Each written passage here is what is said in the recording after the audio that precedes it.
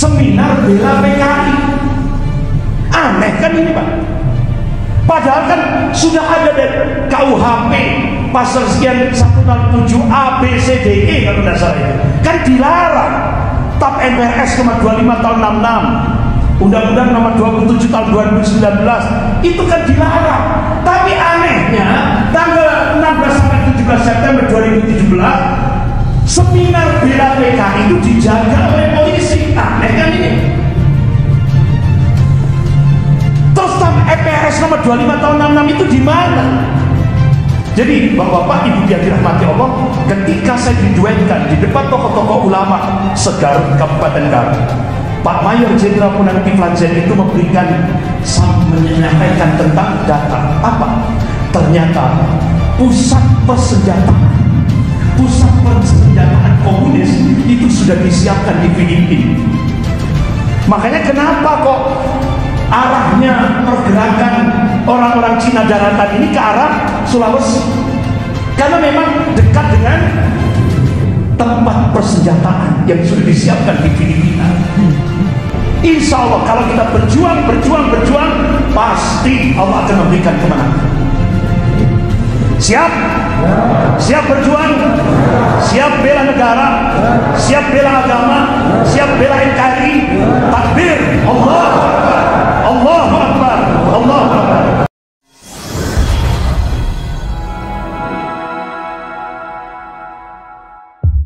Bapak-bapak, Ibu yang dirahmati Allah. Jadi akhirnya lewat parlemen, lewat DPR RI, poin pertama dan poin kedua ini dijebol lewat RUU HIP. Ini berhasil mereka. Lewat rancangan undang-undang haluan ideologi Pancasila. Yang cukup kaget, di DPR RI yang jadi ketua panja pembahasan RUU HIP itu yang bikin buku Aku Bangga Jadi Anak PKI, bikin buku lagi Anak PKI Masuk Parlemen, Dr. Rifka Ciptanik jadi ketua panja RUU HIP. Akhirnya karena sorotan yang begitu keras diganti lagi oleh Riga Dia Pitaloka. Ya sami mawon, wong dia anaknya tokoh PKI dari Lekra. Akhirnya disorot lagi, ditekan lagi, diganti lagi pensiunan polisi sekarang. Ya, diganti lagi ketua panja untuk pembahasan RUU HIP. Bapak-bapak Ibu yang dirahmati Allah, ini yang sudah saya sampaikan tadi. Jadi ini sebuah nota diplomatik rahasia dari Kedubes Amerika di Beijing tanggal 5 Maret 2007 dengan kode referensi Beijing 1444. Ini yang sekarang ini pemerintah Cina ditopang oleh Amerika mempercepat program sekularisasi bagi Muslim Indonesia. Artinya apa? Bapak-bapak Ibu yang dirahmati Allah, agama artinya kalau dalam bahasa konstitusi, ketuhanan yang Maha Esa itu tidak lagi menjadi landasan dalam kehidupan berbangsa dan bernegara. Tidak lagi. Makanya salah satu cirinya Bapak-bapak Ibu yang dirahmati Allah, pemerintahan sekuler itu salah satu cirinya dia menyisihkan agama dalam kehidupan berbangsa dan bernegara. Dan itu dilaunching oleh Ketua Dewan Pembinaan Ideologi Pancasila, Profesor Yudian Wahyudi, setelah diangkat oleh Bude. Diangkat oleh Bude, bahkan Profesor Yudian Wahyudi itu kan mantan rektor IAIN Sunan Kalijogo. Jadi kalau dia mencium Bude itu kan dia tahu itu haram hukumnya. Tapi dia masa syariat itu dia tinggalkan semuanya. Apa yang terjadi? Dia pidato, agama musuh terbesar Pancasila. Nah, logikanya apa? Agama musuh terbesar negara. Jadi sekarang di Indonesia agama itu musuh terbesar bagi negara.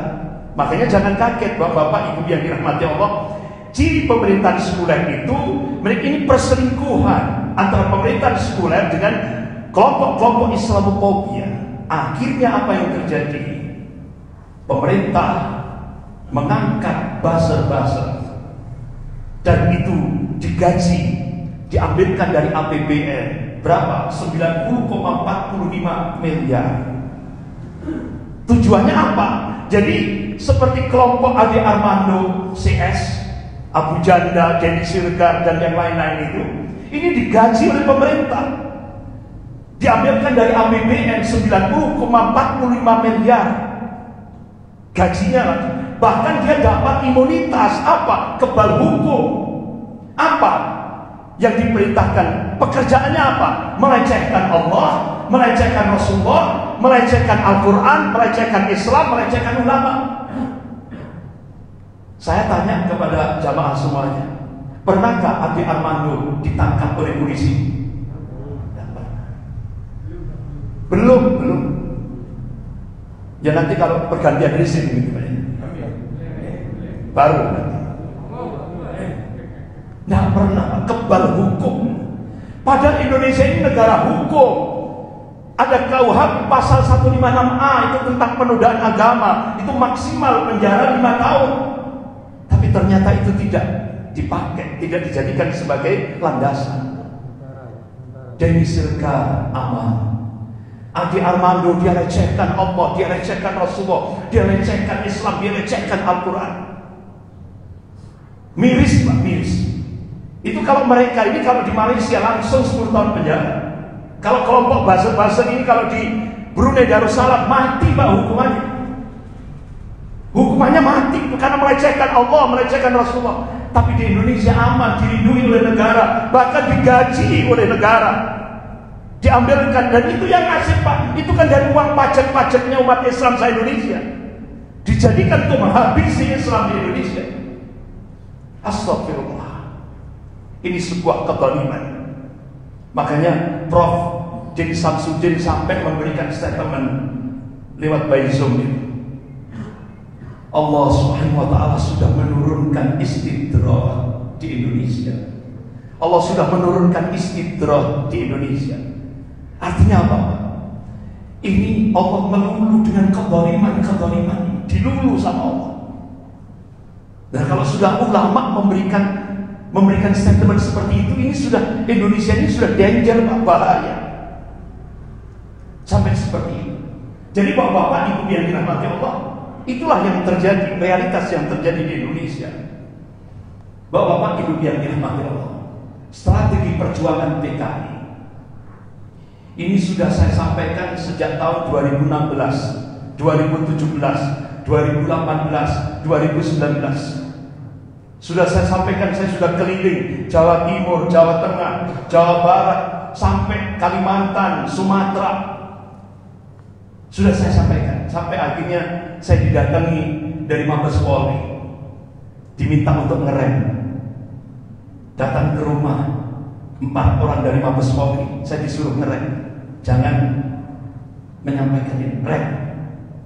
Datangnya 1 minggu lagi, saya ditelepon dari Mabes Angkatan Darat, dari Bais, Ustaz, sosialisasikan. Kan bingung Pak, bingung ini. Sampai akhirnya saya dilaporkan oleh petinggi-petinggi titik-titik.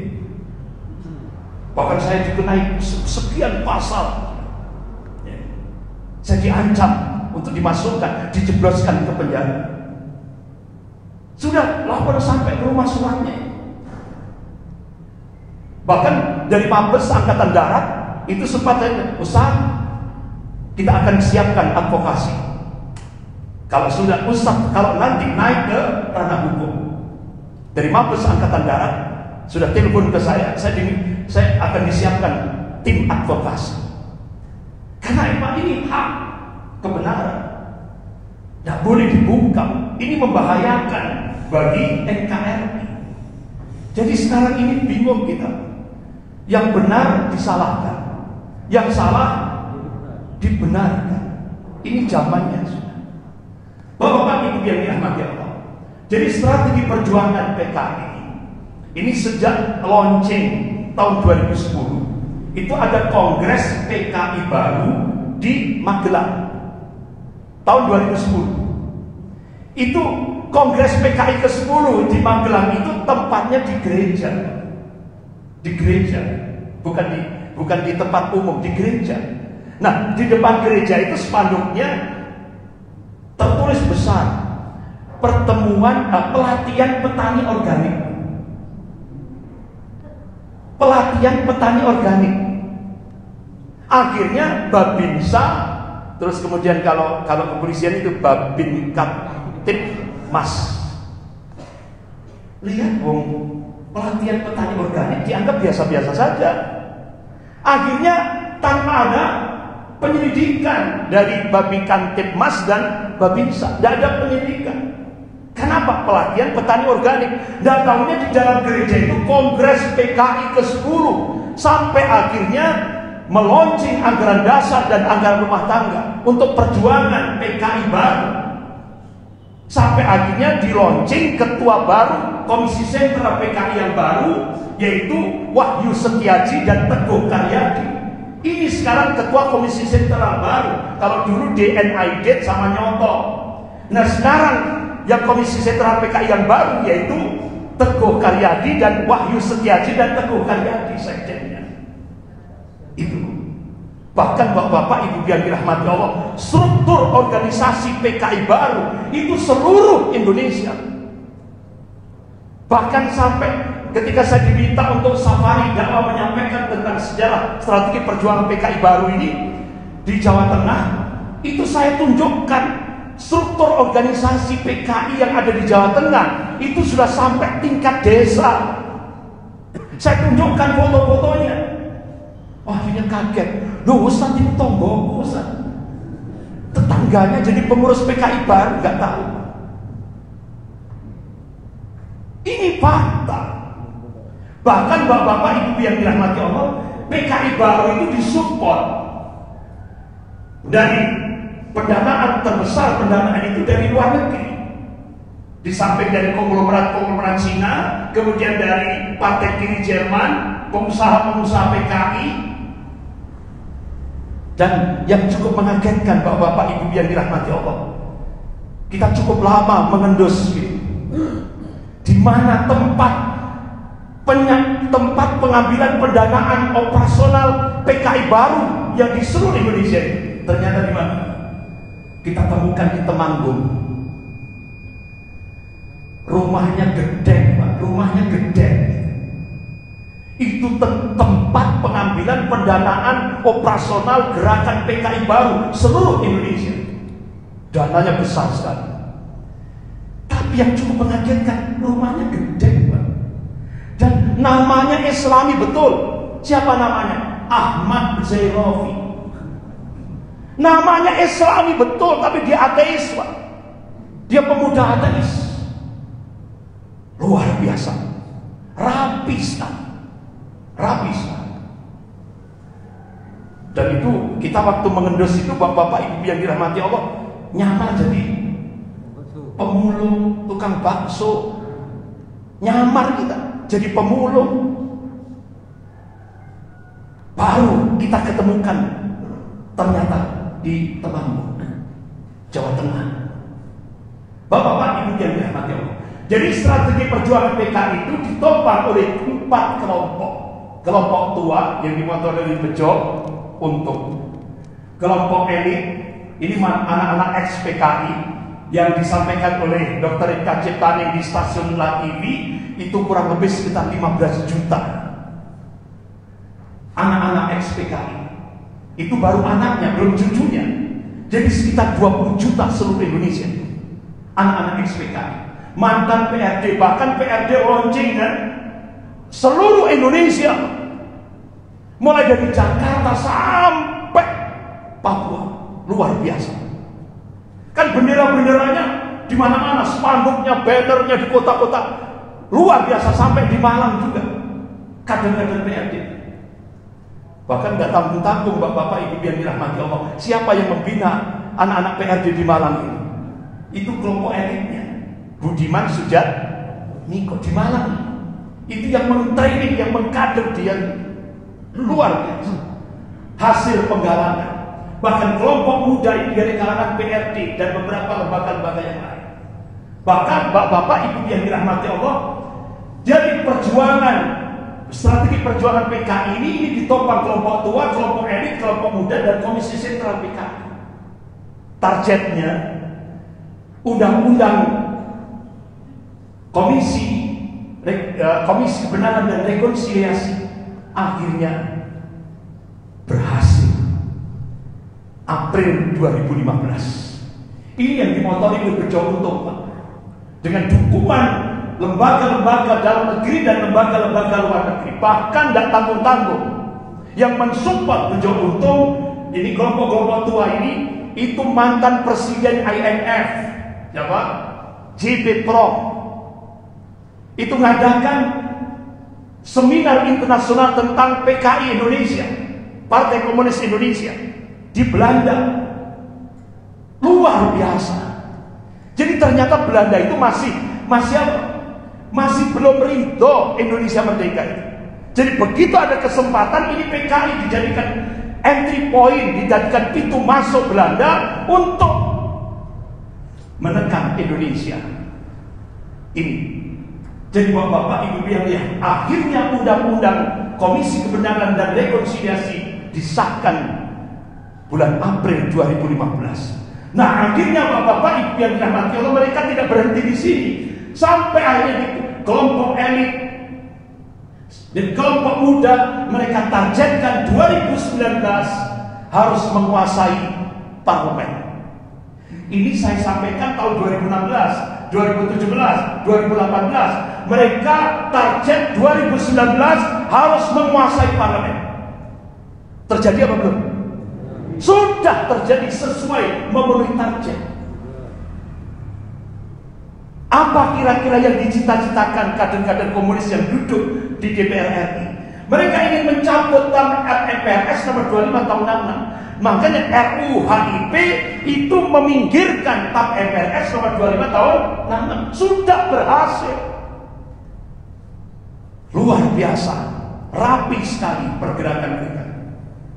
Dan nantinya bapak-bapak ibu yang dirahmati Allah, kalau RUU HIP kemudian diserahkan kepada pemerintah, diganti casing saja oleh pemerintah, diganti dengan RUU PIP, diganti lagi RUU BPIP oleh pemerintah, diserahkan lagi ke DPR. Dan ini sepertinya Pak, walaupun semua fraksi, tinggal satu fraksi kan, yang lainnya sudah menolak, mengikuti kehendak rakyat.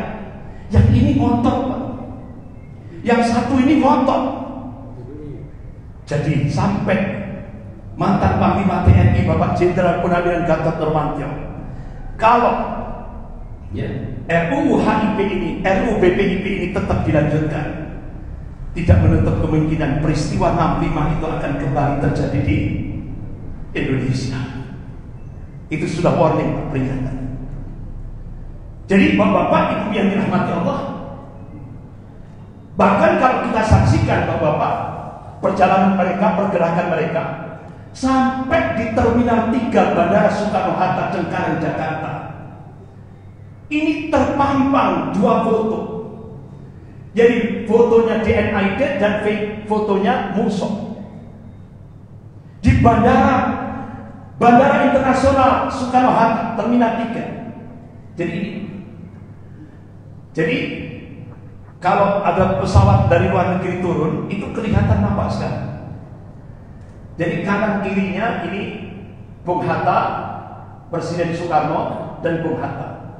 Kemudian kanan kirinya banyak pahlawan-pahlawan nasional. Kemudian bapak-bapak ibu yang dirahmati Allah, ini ada Hadratus Syekh Hasyim Asy'ari, pendiri Nahdlatul Ulama. Kemudian Kiai Haji Ahmad Dahlan, yaitu pendiri Muhammadiyah. Nah ini Muso sama DNID kecil.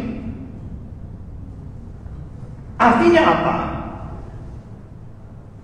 Komisi Sentral PKI, DNID, dan yang peristiwa 48 Muso itu sekarang dijadikan pahlawan bagi Indonesia. Akhirnya ini kan, ini gambarnya Muso di sini, ini DNID, ini bakal dibesarkan seperti ini. Ini tak pahlawan-pahlawan. Ini di Bandara Terminal 3 Soekarno-Hatta. Akhirnya tokoh-tokoh ulama di Jakarta protes, turunkan ini.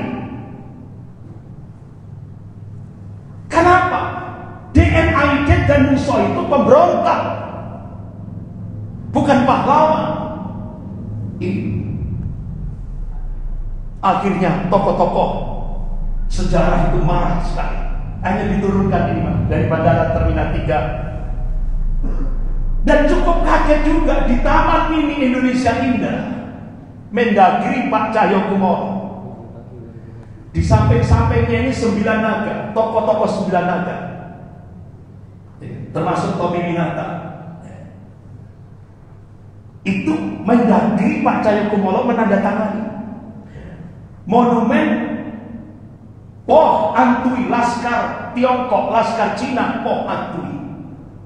Jadi bapak-bapak ibu yang dirahmati Allah, Menteri Dalam Negeri Pak Cahyokumolo waktu itu hari Sabtu 14 November 2015 memberikan pidato. Monumen ini sangat penting karena mengingatkan siapa leluhur kita. Perjuangan bangsa kita melawan penjajah. Artinya Menteri Dalam Negeri Pak Cahyokumolo mengingatkan leluhur bangsa Indonesia itu Cina. Leluhur bangsa Indonesia itu Cina. Pahlawan yang memerdekakan Indonesia itu Cina. Kira-kira benar nggak? Akhirnya saya kaca, Bapak Dewi ini coklat tuh, sawo mateng. Loh, kok Menteri Dalam Negeri sampai akhirnya tokoh-tokoh ulama, ini Pak Cahyokumolo ini belajar sejarah dari mana? Opo ngantuk waktu diajari guru nih. Jadi leluhur bangsa Indonesia itu katanya dari Tiongkok, Cina. Laskar Cina Poh Antui ini pahlawan yang memerdekakan Indonesia. Astagfirullah Pak. Ini kalau saya jadi gurunya beliau, ulang nggak akan saya naikkan itu, nggak akan saya luluskan itu. Ya kan?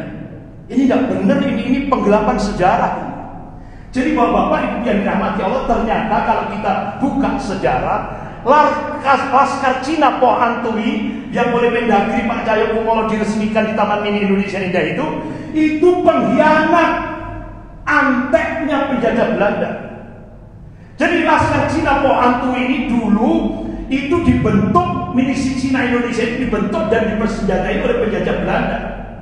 Mereka membentuk satuan untuk setia kepada penjajah Belanda. Tugasnya Laskar Cina Poh Antui ini yaitu menjadi mata-mata penjajah Belanda, melakukan aksi teror, penculikan, pemerkosaan, penjarahan, dan mengambil upeti dari petani-petani pribumi, memeras rakyat pribumi untuk diambil kekayaan dan disetorkan ke penjajah Belanda. Bahkan mereka akan membunuh kalau ada pribumi yang menentang. Tugasnya itu. Dan kok sekarang oleh Menteri Dalam Negeri Pak Cahyokumolo ini jadi pahlawan Laskar Cina Poh Antui ini. Jadi kita ini sampai saya ketemu dengan Profesor Muhammad Daniel Rose, mantan rektor ITS. Pak, ini gimana ya? Ustaz Andri, kita sekarang di Indonesia itu mau dijadikan orang dungu. Jadi kita ini diarahkan jadi dungu, jadi orang bodoh, dan kita dipaksa jadi bodoh. Jadi yang hak salah, yang salah hak. Itu sekarang ini Pak. Jadi saya sempat nggak habis pikir. Bapak-bapak ibu yang dirahmati Allah, Wakil Perdana Menteri Cina Liu Yangdong setelah bertemu dengan Presiden tepat hari Rabu 27 Mei 2015 di Auditorium Fisik Universitas Indonesia, beliau ngomong, konsekuensi Cina memberikan bantuan hutang kepada Indonesia tahap pertama 647 triliun. Konsekuensinya apa? 10 juta rakyat Cina daratan wajib masuk ke Indonesia. Wajib.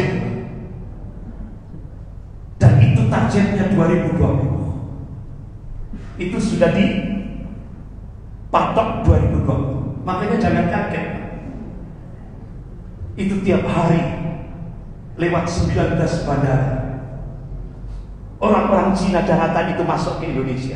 Tapi kan karena media mainstream dikuasai oleh 9 naga, yang diekspos media kan cuma 100, 150, 250, itu kan? Pak, itu ribuan, ratusan ribu. Jadi target 2020 sampai hari ini targetnya 10 juta. Dan saya melihat dengan mata kepala saya sendiri. Ketika saya pulang dari safari dakwah di Kalimantan, dari Banjarmasin, saya pulang masuk Bandara Soekarno-Hatta itu sebelum subuh. Saya masuk di gate 6, sambil tunggu waktu subuh, saya turun ke bawah, ke musola, sambil tunggu waktu subuh. Begitu saya selesai subuh, saya naik, itu sudah ratusan orang-orang Cina. Laki-laki semua. Rambut cepat. Itu tiap hari, Pak. Rata-rata diarahkan ke kawasan Bandara Kendari, kawasan Sulawesi. Kenapa kok banyak diarahkan ke sana? Ternyata Bapak Mayor Jenderal Purnawirawan Kiflan Zain itu pernah saya diduetkan oleh beliau di kantor Bupati Garut. Saya pernah diundang di Garut. Waktu itu tokoh-tokoh segarut Kabupaten Garut itu dikumpulkan di aula Pemda Kabupaten Garut. Saya waktu itu dimasukkan, ketika datang langsung dimasukkan di ruang dinas Bupati Garut. Tiba-tiba muncul Pak Kiflan Zain, Mayor Jenderal Purnawirawan Kiflan Zain. Masya Allah, beliau tajam, ingatannya tajam. Langsung saya dirangkul. Ya, saya pernah ngundang antum itu ketika beliau masih menjabat Pangdam Divisi Panglima Divisi Kostrad di Singosari. Jadi ketika beliau jadi Panglima Divisi Kostrad, itu saya diundang oleh beliau. Jadi 1 jam, Pak, saya di ruangan Panglima Divisi Kostrad di Singosari itu 1 jam saya dibina oleh beliau tentang bagaimana situasi pertahanan di Indonesia. 1 jam saya dibina di ruangan Panglima. Makanya begitu di Garut itu ketemu, itu masih ingat. Oh iya, dulu pernah saya undang. Jadi bapak-bapak, ibu yang dirahmati Allah, ketika saya diduetkan di depan tokoh-tokoh ulama segarut Kabupaten Garut, Pak Mayor Jenderal Purnawirawan Kiflan Zain itu menyampaikan tentang data apa? Ternyata pusat persenjataan komunis itu sudah disiapkan di Filipina. Makanya kenapa kok arahnya pergerakan orang-orang Cina daratan ini ke arah Sulawesi? Karena memang dekat dengan tempat persenjataan yang sudah disiapkan di Filipina. Ini. Tapi akhirnya beliau dijebak, dan Pak Kiflan dijebak, ya, dengan konspirasi jahat, ya, sampai sekarang beliau masih terus menghadapi peradilan. Bapak-bapak, ibu yang dirahmati Allah. Jadi sampai seperti itu. Oleh karena itu bapak-bapak, ibu yang dirahmati Allah, sampai akhirnya dari Mabes Angkatan Darat itu ada beberapa utusan ke pesantren-pesantren. Alhamdulillah waktu itu saya pas posisi lagi di pesantren, datang dari utusan dari Mabes Angkatan Darat. Ustaz, mereka 10 juta tentara merah itu, bukan buruh. Sementara TNI yang aktif itu maksimal 500.000 yang aktif. Secara logika kita nggak mampu. Oleh karena itu saya minta umat Islam untuk siap siaga menghadapi ini. Itu Pak statement dari utusan dari Mabes Angkatan Darat. Jadi TNI nggak mampu Pak menghadapi 10 juta. Bahkan sampai saya pernah diundang oleh dulu waktu itu Kasos Pol Apri, yaitu Bapak Letnan Jenderal Sarwan Hamid. Ya. Jadi dulu pernah saya diundang beliau di Jakarta. Habis itu saya diinapkan di sebuah hotel. Besok paginya saya langsung disuruh ke Istana Negara. Alhamdulillah waktu itu langsung saya ke Istana Negara. Alhamdulillah saya langsung dipertemukan oleh Bapak Presiden Habibie, dan waktu itu masih kalau tidak salah Menteri Agamanya Pak Malik Fajar, Allahumma yarham, dia sudah meninggal. Jadi saya salaman sama Pak Presiden Habibie sama Pak Malik Fajar, Allahumma yarham. Pak Habibie juga sudah meninggal.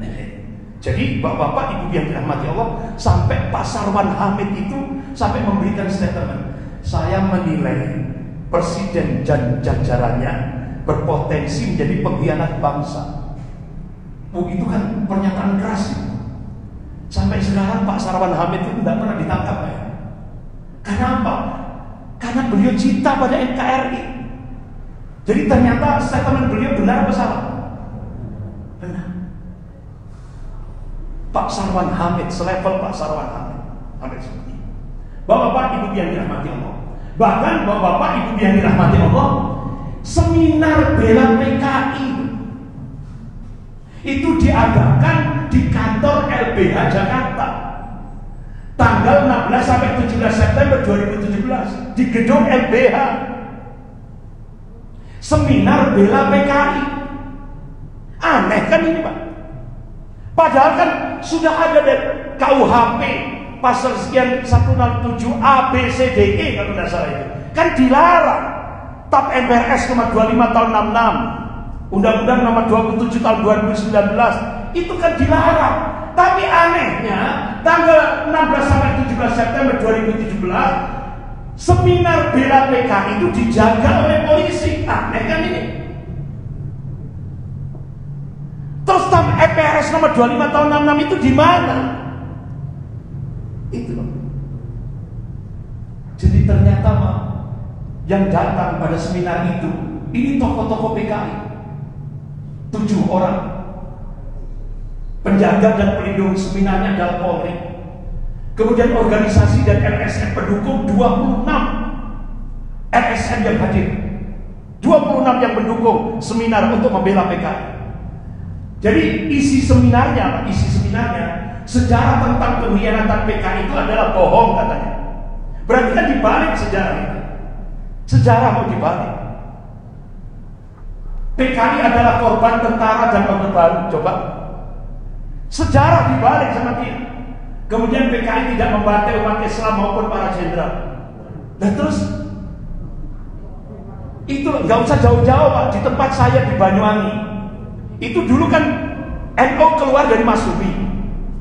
NU mendukung PNI dan PKI. Ya kan makanya Pak Karno memunculkan ideologi Nasakom, nasionalis, agama, komunis. Sehingga akhirnya Pak Karno pidato jargonnya Nasakom bersatu, hancurkan kepala batu. Nasakom bersatu itu apa? PNI, NU dan PKI. Nah, hancurkan kepala batu itu siapa? Masyumi. Jadi NU dukung PKI, nggak taunya setelah PKI berkuasa dihabisi NU. Contoh di tempat saya di Banyuwangi itu 80 Ansor itu kan Banser sekarang itu Pak ya. Itu diundang tahlilan oleh tokoh PKI.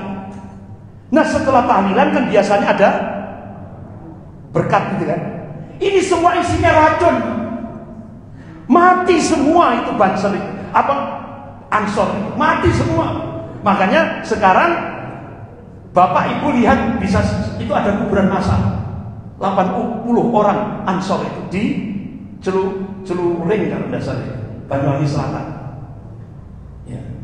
Ada. Jadi inilah fakta. Jadi bukan. Jadi ini PKI Hasan seminar ini memang dibuat terbalik. Jadi bapak-bapak yang dirahmati Allah, teori mirror atau teori antagonistik itu seringkali dipakai oleh golongan kelompok komunis. Jadi kalau umpama contoh ini, seperti kasus yang menimpa Syekh Ali Jabir, itu kan pejabat-pejabat kan menyampaikan itu kriminal biasa. Berarti Pak, itu rata-rata itu memang teori mirror itu dipakai. Makanya kita pakai bahasa Malang. Bahasa Malang itu kualian. Jadi kalau ada pejabat ngomong apa yang menimpa Syekh Ali Jabir itu kriminal biasa, berarti luar biasa. Gitu aja Pak. Simpelnya seperti ini, pakai bahasa Malang. Jadi sekarang kalau ada pejabat tokoh gitu ya yang menyampaikan itu pakai bahasa Malang, kualian. Contoh lagi, seperti Menteri Agama menyampaikan hati-hati, ada pemuda-pemuda yang good looking, ya kan, berpenampilan baik, hafid Quran dan sebagainya, ini bibit-bibit radikal. Berarti pemuda-pemuda seperti itu membahayakan ini pendananya, yaitu Cina. Jadi pakai bahasa kualian, berarti itu sangat membahayakan bagi Cina. Makanya bapak-bapak, ibu yang dirahmati Allah, Syekh Ali Jabir itu sampai bercita-cita. Beliau bercita-cita semoga mudah-mudahan di Indonesia ini ada 1 juta penghafal Al-Quran, yang insya Allah nanti endingnya Allah munculkan pemimpin Indonesia yang hafal Quran seperti yang ada di Turki. Makanya beliau menjadi target pertama, Syekh Ali Jabir. Bapak-bapak, ibu yang dirahmati Allah, ada simposium nasional mengamankan Pancasila dari ancaman kebangkitan PKI dan ideologi lain. Waktu itu di Balikan ini tanggal 2 Juni 2016. Bapak-bapak, ibu yang dirahmati Allah, ini simposium nasional ini simposium tandingan. Jadi waktu itu sebelumnya kan ada simposium PKI yang dimotori oleh Luhut Binsar Panjaitan. Di mana? Gedung di Hotel Arya Duta, sebelahnya Patung Tani. Nah, itu 90% ex PKI, tokoh-tokoh PKI dari luar negeri dan dalam negeri hadir semuanya. Bahkan yang dari non PKI itu yang diundang budayawan Pak Taufik Ismail. Pak Taufik Ismail hadir juga pada saat pertemuan itu. Nah, intinya selesai simposium PKI yang diadakan diprakarsai oleh Menteri Luhut Binsar Panjaitan itu, intinya Presiden diminta untuk meminta maaf kepada keluarga PKI. Akhirnya selesai itu, yaitu Bapak Mayor Jenderal Purnawirawan Kiki Sanagri itu ngumpulkan beberapa jenderal-jenderal purnawirawan dan tokoh-tokoh ulama di kantor saya. Ya, saya kebetulan waktu itu kan saya di Wirawiri, Pak, ke Jakarta. Jadi waktu itu di Jalan Keramat Raya 45, itu kantor Dewan Dakwah Islamiyah Indonesia Pusat. Jadi waktu itu kan saya diminta oleh Pak Natsir Allahyarham, saya ditancapkan di Malang. Jadi saya seringkali Wirawiri Jakarta Malang. Nah, pada saat itu Pak Kiki Sanagri itu mengumpulkan tokoh-tokoh, jenderal-jenderal purnawirawan dan tokoh-tokoh ulama. Kenapa kok ditempatkan di Jalan Keramat Raya 45? Mengingatkan kembali siapa yang mencetuskan, yang berusaha mencetuskan NKRI, siapa yang berjasa sampai Indonesia berubah dari RIS menjadi NKRI, yaitu Bapak Muhammad Natsir Allahyarham. Itu kan kantornya Pak Natsir, Jalan Keramat Raya 45. Jadi mengingat kembali perjuangan Pak Natsir sampai Indonesia berubah dari RIS menjadi NKRI. Itu perjuangan beliau, ya. Bahkan waktu itu bapak-bapak, ibu yang dirahmati Allah, tahun 80 tahun berapa? 90 ya, 92 kan ada salah waktu. Tahun 90 ya, tahun 90. Saya langsung diminta oleh Pak Natsir untuk bertugas di Malang ini. Jadi bapak-bapak, ibu yang dirahmati Allah, akhirnya Pak Kiki Sanagri akhirnya membentuk simposium. Artinya apa? Mengadakan simposium nasional sebagai tandingan dari apa yang dilaunching oleh Luhut Binsar Panjaitan. Waktu itu saya dapat WA, itu yang diminta untuk memberikan presentasi, yaitu dari kalangan jenderal itu ada Pak Saidiman, kemudian ada juga mantan Pak Presiden Pak Tri Sutrisno, kemudian ada lagi Profesor Sri Adi Swasono itu, kemudian Habib Rizik itu diminta untuk memberikan presentasi, kemudian Kiai Haji Hasim Mujadi Allahyarham, ya kan, dari Malang, itu diminta memberikan presentasi. Jadi bapak-bapak, ibu yang dirahmati Allah, Waktu itu tidak ada dari yang aktif, itu tidak ada yang hadir. Jadi cuma itu saja yang diminta hadir. Dan tahunya malam hari sebelum besok paginya saya dapat WA lagi. Ternyata Menhan Jenderal Purnawirawan Ria Mizar Triakudu insya Allah siap hadir di acara simposium tandingan ini di Balai Hati. Dan yang mengagetkan lagi yaitu Bapak Jenderal Gatot Nurmantio hadir pasang badan beliau. Ini kan seminar tandingan, simposium tandingan, menandingi apa yang dilakukan oleh Luhut Binsar Panjaitan di Hotel Arya Duta. Jadi alhamdulillah Pak, dibuka oleh Menhan Bapak Jenderal Purnawirawan Ria Mizar Triakudu. Kemudian termasuk juga Panglima TNI Pak Gatot Nurmantio. Nah waktu itu ini Pak Sayyidiman, Pak Tri Sutrisno, kemudian Habib Rizik, Profesor Sri Adi Suasono, dan ini ada lagi saya nggak kenal ini. Jadi Habib Rizik Pak memberikan presentasi luar biasa. Jadi Habib Rizik menyampaikan 30 indikasi kebangkitan PKI pasca reformasi tahun 98. Ini disampaikan oleh Habib Rizik secara rinci sekali. Jadi jenderal-jenderal dan guru besar, profesor-profesor dari lembaga-lembaga perguruan tinggi ini sempat kaget apa yang dipresentasikan oleh Habib Rizik. Ini data ini. 30 indikasi kebangkitan PKI mulai start 98. Nyata, bukan fiktif. Bahkan Pak Gatot Nurmantio setelah lengser, jadi setelah beliau bukan lengser gitu, bukan pensiun tapi dilengserkan. Gara-gara beliau minta nobar itu kan, nonton bareng, melihat peristiwa, mengenang kembali peristiwa G30 SPKI, langsung dilengserkan beliau sebelum masa pensiun. Jadi kata Pak Gatot Nurmantio tanggal 6 Juli 2019, saya tidak takut dibilang provokasi, tapi Pancasila memang akan diganti komunis. Ini tanggal 6 Juli 2019. Tepat bulan April 2020 ternyata benar. April 2020 dasar negara Pancasila diganti ideologi komunis lewat RUU HIP. Benar kan?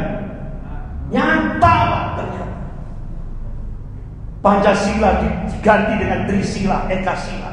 Ketuhanan yang Maha Esa diganti dengan ketuhanan yang berkebudayaan. Ini identik dengan komunis.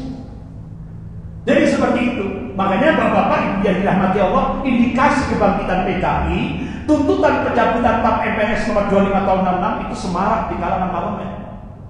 Penghapusan sejarah pengkhianatan PKI dalam kurikulum buku-buku sejarah sudah dilakukan. Penghentian pemutaran film G30 SPKI dari TVRI sudah cukup lama sekali.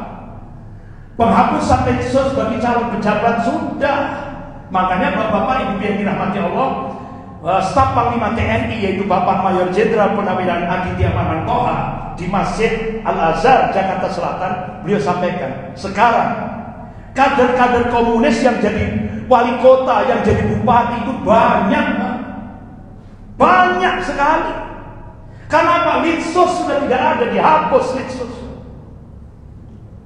Bahkan kader komunis jadi staf menteri 2 periode Pak. Kadernya Gerwani, Dita Indasari itu jadi staf menteri 2 periode. Luar biasa. Putra-putri PKI masuk parpol dan instansi negara sudah. Pembuatan buku dan film pembelaan terhadap PKI sudah. Makanya tadi ada seminar membela PKI di gedung LBH Jakarta sudah. Komisi Kebenaran dan Rekonsiliasi sudah bulan April 2015. Pembelaan Komnas HAM dan LSM Liberal untuk PKI sudah. Tadi tanggal 16 sampai 17 September 2016 di gedung LBH Jakarta. Bantuan Cina kepada Indonesia berikut kompensasinya sudah. Kerjasama parpol dengan Partai Komunis Cina sudah.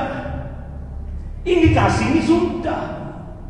Selangkah lagi Indonesia akan tinggal dibilas saja. Ini. Bapak-bapak Ibu yang dirahmati Allah. Makanya Bapak Jenderal Penawiran Gatot Nurmantio, beliau memberikan statement terakhir, benteng terakhir NKRI adalah umat Islam. Jadi benteng terakhir NKRI ini umat Islam. Tinggal satu, kata beliau. Benteng terakhir tinggal satu. Umat Islam saja yang bisa menyelamatkan NKRI. Tidak ada yang lain, kata beliau.